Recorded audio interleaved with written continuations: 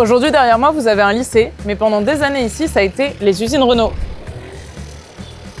Boulogne-Billancourt, mais surtout Billancourt, ça a été une ville industrielle.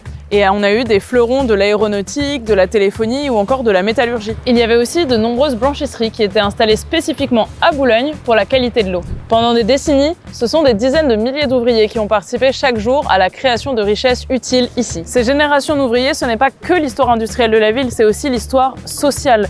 Parce que tous les conquis sociaux et toutes les grandes grèves, les grandes luttes pour avoir plus de droits, ça a aussi lieu ici, à Boulogne-Billancourt et notamment en mai 68. Il faut quand même préciser qu'après la Seconde Guerre mondiale, les usines Renault ont été nationalisées puisque Louis Renault avait collaboré avec l'Allemagne nazie et donc ces biens ont été confisqués.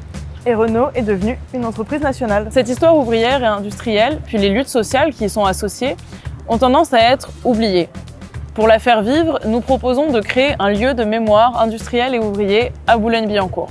Si vous voulez que ce lieu voie le jour, les 15 et 22 mars, votez pour la liste d'Union de la gauche et des écologistes à Boulogne-Billancourt.